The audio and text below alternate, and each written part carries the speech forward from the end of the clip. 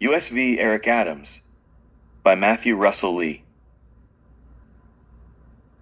I, Eric Adams in the SDNY. It was May 24th, 2022, in a garden next to the SDNY Federal courthouse.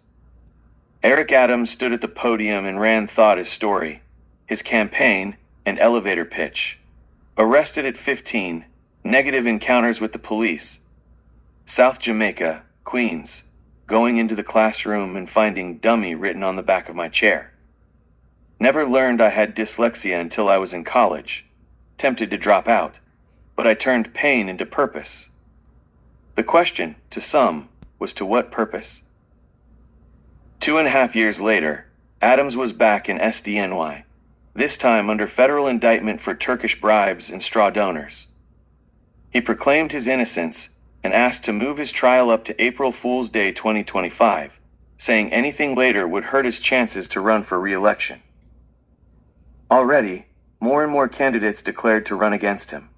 How would the court case play out? Would it be decisive, or, like those of Trump, be superseded, delayed, or even dropped? By Trump? Inner city press is covering all these cases in SDNY and corruption in the UN, including Turkey's mission before that. This is the story, City of Maybe, Part 1. 2. Electorate as jury. He came into the courthouse, with his usual guards, and spoke out in the garden. Of being arrested selling counterfeits, like on Canal Street just north. 3 years later he returned indicted, for bribes from Turkey, to expedite its UN mission. They said, everyone does it.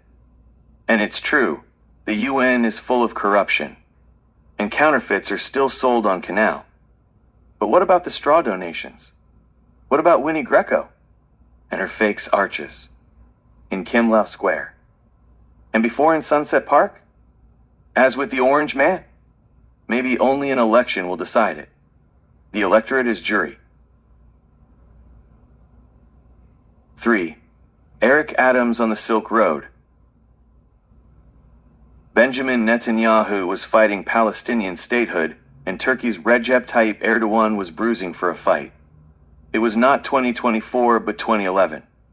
A security guard ended up with a broken rib, which the UN apologized to Erdogan for, and a blogger had an exclusive that would lead, along with others, to being banned from entering the UN.